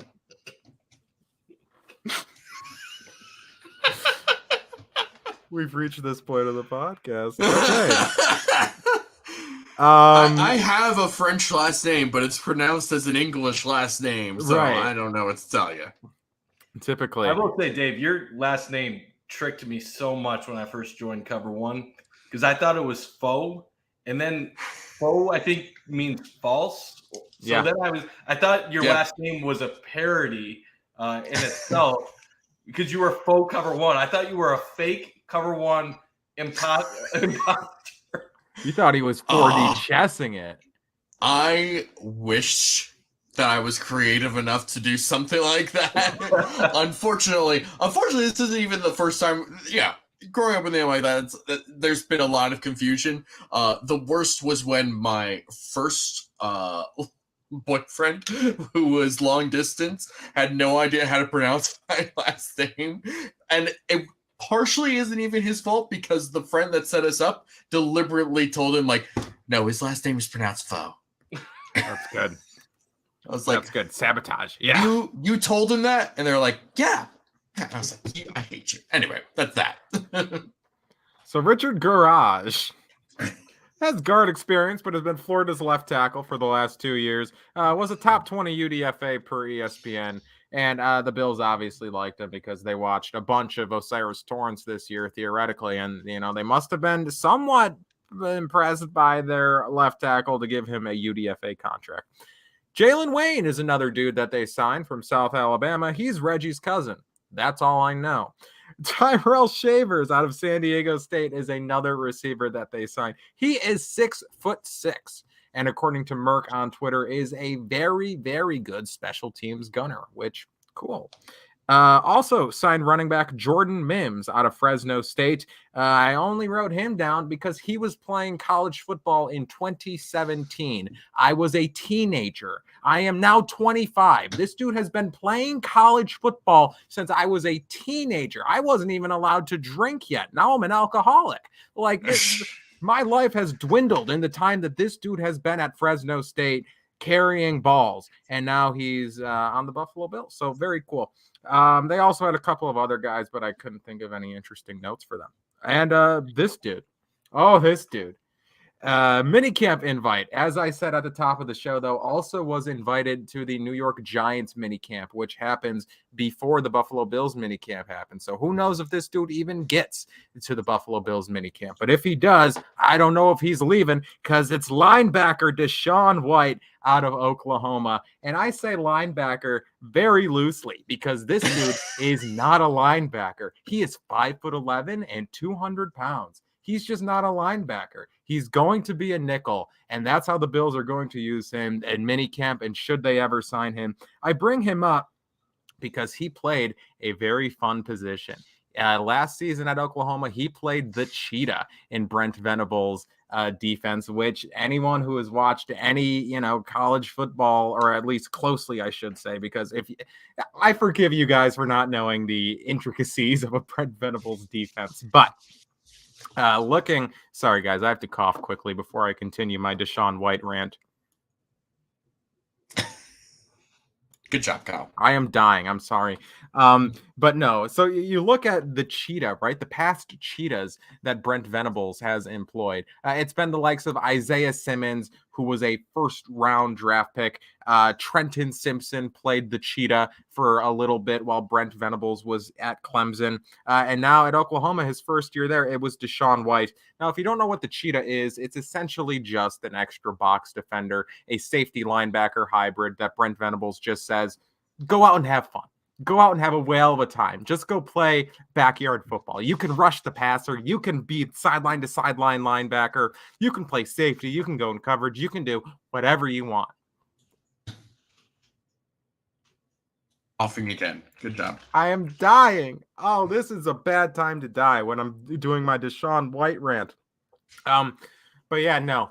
He's undersized, and he's going to come in, play nickel. Maybe. I really wanted to have this good conversation and this good talk about Deshaun White, but my body's not letting it happen, unfortunately. But yeah, he's good in pass coverage. And the cheetah is a hard position because you need a diverse skill set. You need, again, to be an athlete. You need to have sideline to sideline ability. You need to have pass rushing upside. You need to be able to, keep up with offensive players in coverage. There you go. I figured that out. And again, White last year was all this and then some for the Sooners. Had 13 pressures, 2 sacks, 4 pass breakups, and even 2 sacks. So obviously the Bills do not have a defense that has a cheetah, but they do have a defense that has a nickel, which, again, say what you will about how cheetahs historically translate to the NFL. Isaiah Simmons historically has been kind of underwhelming. Because that's just, the thing is that they're asking them to play a position that doesn't really exist. And you put them in the NFL and they try to put them in these positions that do exist, actually, either just a safety or just an outside linebacker. Rarely can you make a tweener in the NFL effectively. So, more often than not, they are underwhelming, like Isaiah Simmons. But again, these dudes like the Trenton Simpsons of the world, and it's unfair to call him underwhelming. He hasn't done anything yet, so I won't include him. But like Isaiah Simmons, these dudes have draft value and name value. Deshaun White is a minicamp invite, didn't even get a contract. So name to watch at minicamp is really what it comes down to. Fun player. Mike, your thoughts on the UDFAs? Well, we're forgetting about the most important mini camp. I knew you were going to bring him up. And we all know who I'm talking about. We're not talking about the author, James Patterson. We're talking about the UB linebacker, James Patterson, the less famous of the two Patterson folks. But gotta support the local UB Bulls. Obviously, no chance of making the team, but had a tremendous career with UB. Brother of Jarrett, who's running back on the Commanders. And I mean, if anything, nice for UB to have a guy with a tryout. And we've seen UB players make the Bills over the last couple of years. So it's not that he doesn't have, a chance. It's more so his career and athleticism probably won't warrant more than a mini camp invite. Yeah, I mean, the Bills roster is so strong that, we'll get into it actually in True or Rubbish, just in terms of do any of these dudes actually have a chance at making the roster? Probably not. David, thoughts on UDFAs before we move into takeaways here? They're UDFAs for a reason, and this roster is too good for them. Let's move on. Besides Deshaun White. Deshaun White's obviously. God, I'm telling you right now, he's the backup nickel. Which the Bills don't have. No, they do. They have Saran Neal, who sometimes is a nickel and sometimes isn't. Okay, fun. Moving on to takeaways. One takeaway from the draft. We each have one takeaway that we took away from the draft. That's crazy. That's how that works. David, what's your takeaway from the draft? My takeaway was really just that despite being type of offense by pretty much every metric out there, the Bills saw the same flaws that we all did and addressed them. They saw the offensive line was a problem. They saw that there was no production over the middle of the field and did something about it. It's good self-scouting. It would have been, I don't want to say easy. Like you don't get to your position at the top of your profession without having some clue as to what you're doing.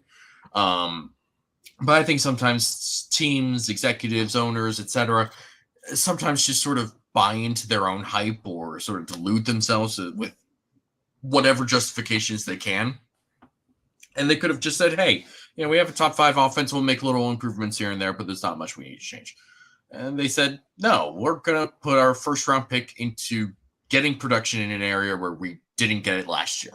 We're going to get Dalton Kincaid. We're going to reinforce the interior of the offensive line. It was what they needed to do. It's right now and in the long term.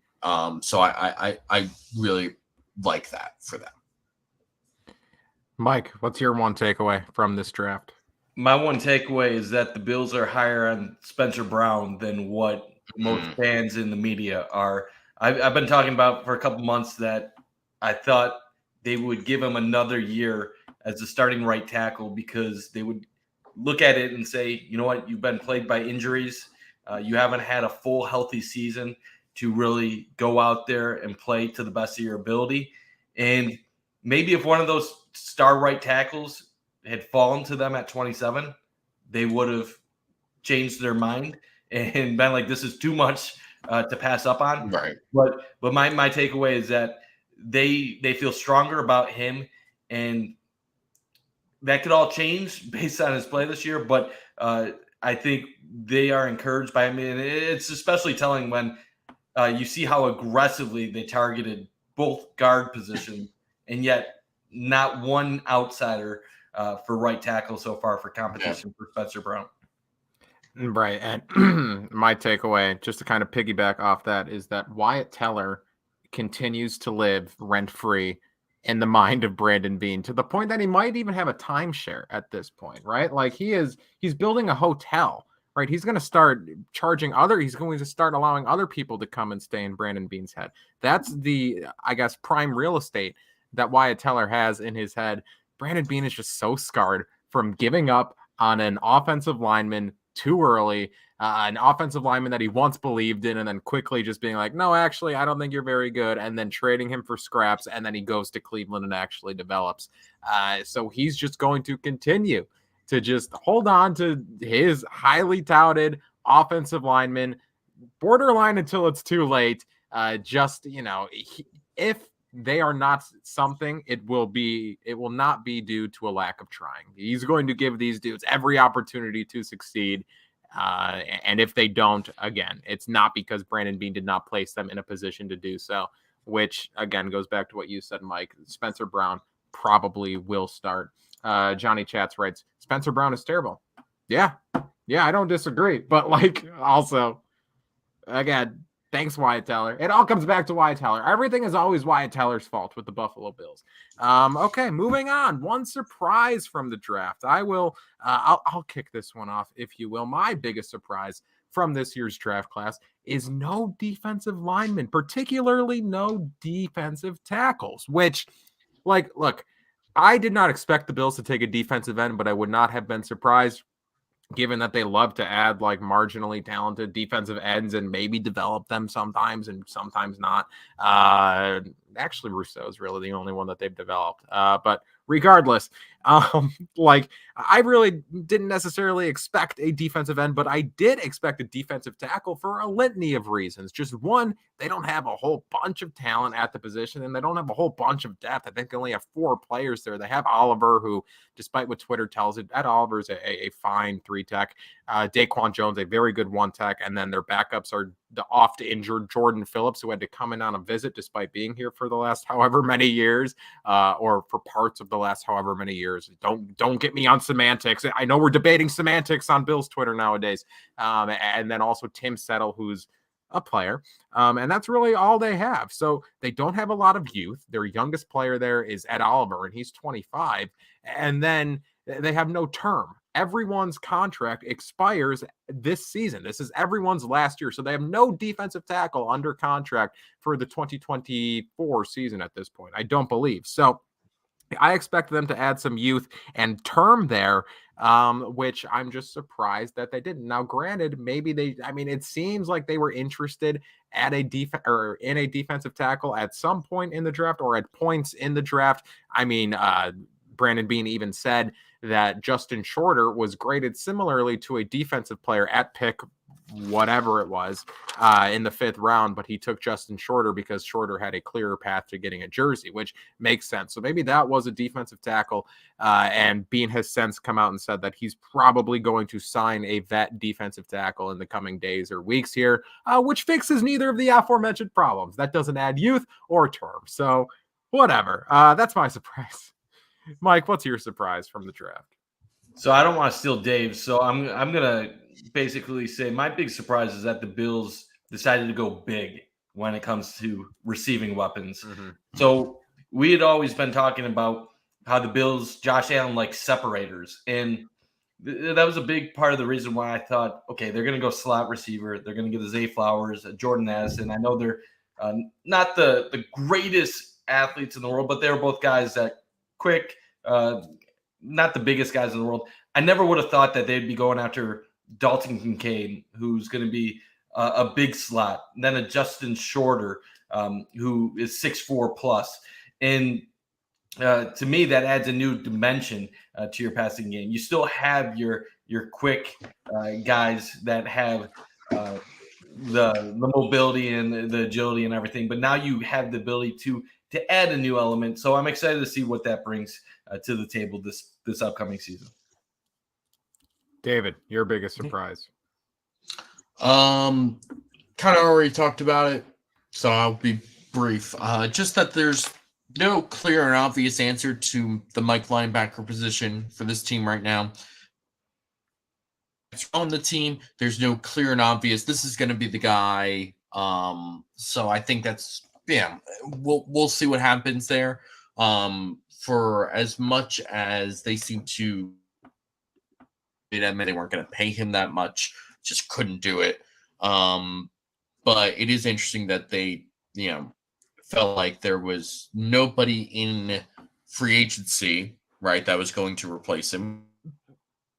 There weren't, side of Tremaine Edmunds, many worthwhile options in free agency.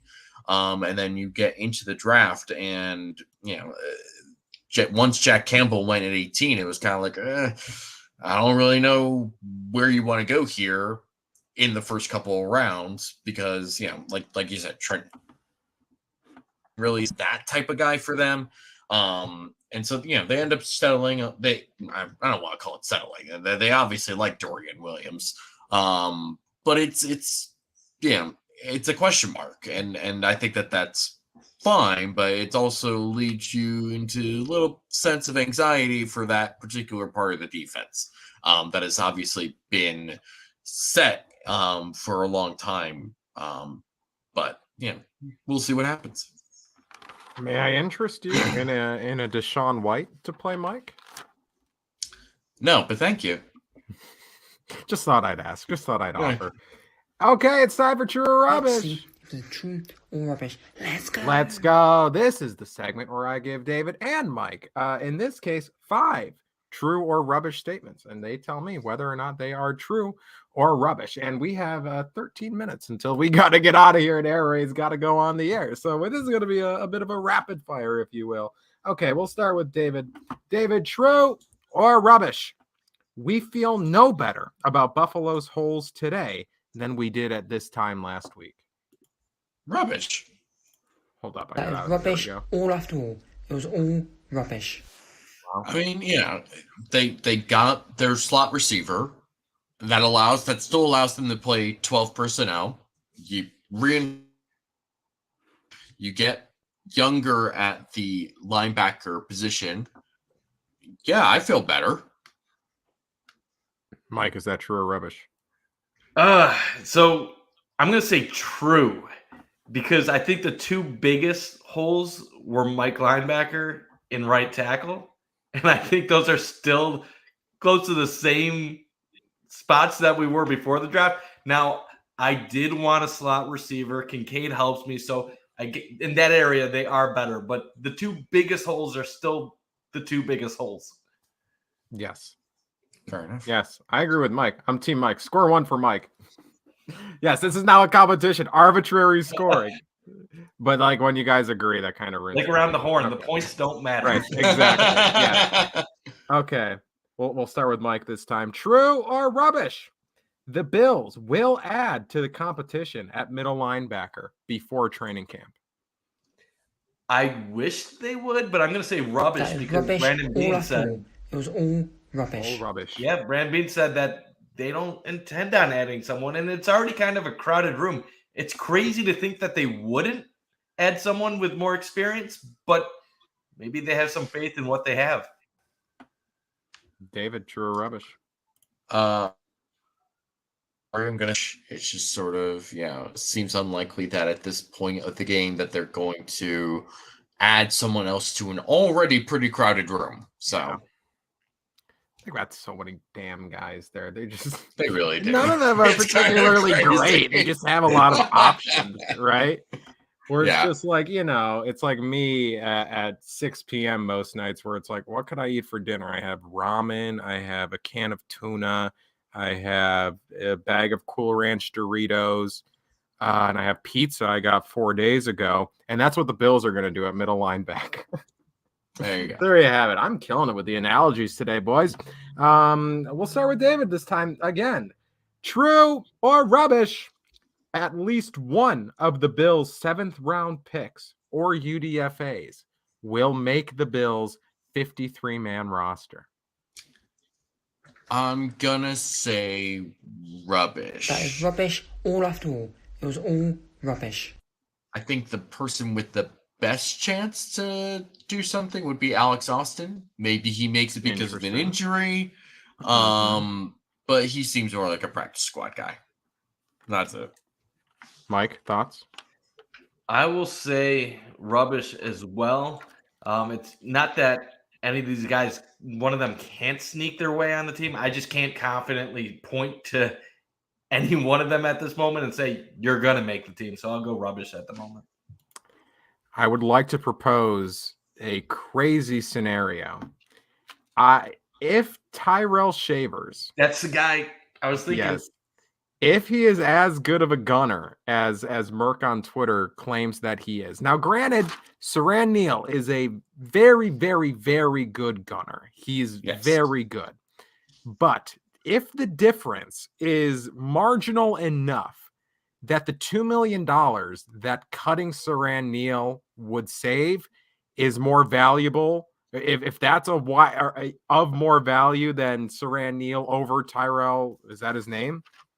Tyrell Shavers at gunner, I could see them being like, okay, Shavers, you're a primary gunner, and we're going to take the $2 million that we can save on Neal's contract.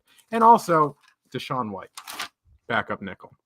He's not even on the didn't even get a damn contract. And I'm like, he's him. Okay. Mike, true or rubbish? Draft value be damned. The Detroit Lions had a good draft.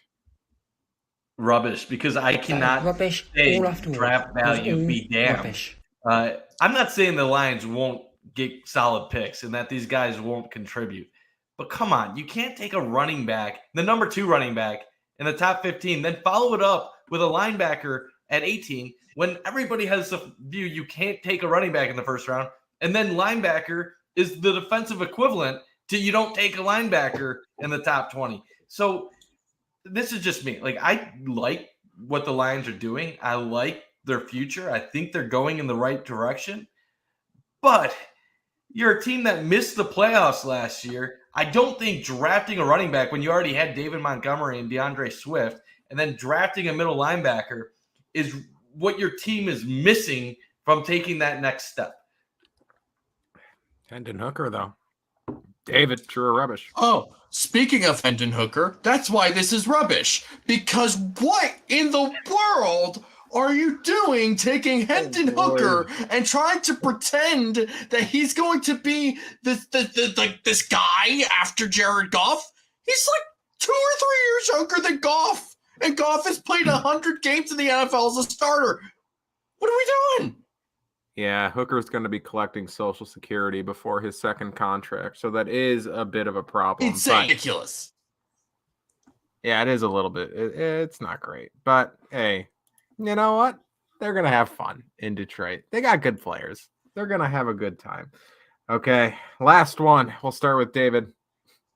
I love how I worded this. It's immaculate wording, Kyle. How do we even answer this one?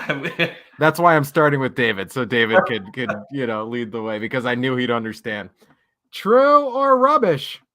The Arizona Cardinals. True? This was true all after all. Correct. Couldn't believe it. It was true. So, let's be clear here. It did not look like Arizona was going to have a good weekend when minutes before the draft, Adam Schefter decides to drop, hey, their new GM, Monty Ossenfort, decided that he was going to try and get Jonathan Gannon before he was actually allowed to. And instead of settling this in a normal way, like getting fined or whatever, they said, oh, no, it's okay, Philly. We'll give a pick. Right, here's a draft pick for your troubles. For meddling with your defensive coordinator that seemingly no one likes. Right, yeah. That all being said, they traded out from 3. Great haul from that. Moved back to 12, then came back up to 6 in order to get the guy that they actually wanted, I think, all along in Paris Johnson Jr. Mm-hmm. And then they kept moving back. They kept getting more picks. You look next year, they have 2 firsts, a second, 3 thirds, 2 fourths, 2 fifths, and I think a 7th. They are ready to do whatever they want, whether that's move on from Kyler and, hey, you probably get more picks from that. Mm-hmm. Or maybe you just say, hey, this roster really is. We really do just need as many high-end picks as possible to fill out this roster with actual talent. So good on you, Cardinals. This is the most competent you've looked in a long time. You're doing swell. Mike, true or rubbish? Oh, he put that very well. I'm going to go true because I had no clue how to answer this until he answered it. So I'm going to just go with Dave right here. It is kind of odd when you see an incompetent organization making competent decisions. So you wonder what's in the Kool-Aid that they're drinking down in Arizona right now. But they had a solid draft. The only thing that people really are going to question about them right now is why are you holding on to DeAndre Hopkins still? But at the end of the day, really, if the offer was like a 5th or 6th round pick, what are you really gaining from getting rid of him? If you're going to suck, at least give the fans somebody to cheer on. And you always had the trade deadline next year to try to see if someone else will offer you more than what you got out of this draft as far as offers, pardon me. What an odd team. But they did essentially, they're not going to be a good team. I don't think Houston's going to be better, but they're not going to be good. They've essentially guaranteed themselves one of Marvin Harrison or Caleb Williams, who are 2 potentially franchise players, or Drake May. They can do whatever the hell they want. Fun Arizona Cardinals out there with ugly ass jerseys. We got to get out of here because this is the longest podcast we've ever done. Air Raid Hour is coming on in 2 minutes. So if you're still in the chat, we still have over 100 viewers. So thank you all for tuning in. Thank you, chat, for being electric tonight. As always, stick around, watch Air Raid Hour here in 2 minutes. Thank you again all for watching. Make sure to follow Cover One on Twitter at Cover One. Make sure to follow Cover One on Facebook, TikTok, all that good stuff. Make sure to check out cover1.football. Consider subscribing or becoming an insider. Subscribe to One Pass. Look at this stuff. Exclusive members only content, in-depth analysis, including scheme play and player breakdowns, all this good stuff. Only $57 a year. Again, become an insider today. Cover1.football. Also, subscribe to all of the Cover One podcast feeds and watch all the shows on YouTube. Again, we have this, we have Air Raid Hour, we have Going Deep, We have the film room. We have disguised coverage. We have Cover One Buffalo. We got Late Night Buffalo. We got If the Walls Could Talk. We got the fantasy show. We got Under Review. So much great content. Basically, every day you can watch Buffalo Bills related content here on the Cover One YouTube channel. So make sure to subscribe to, again, the channel and all the iTunes feeds. Make sure to follow David on Twitter at. You can follow me at DFAUXY or at DFoxy. Mike, where can the people find you? You guys can find me on Twitter at Mike_Bundt. That's spelled like the cake, not the bunt in baseball. You can follow me on Twitter at Kyle Silagyi. Thank you all for watching, and we will talk to you next week. Bye-bye.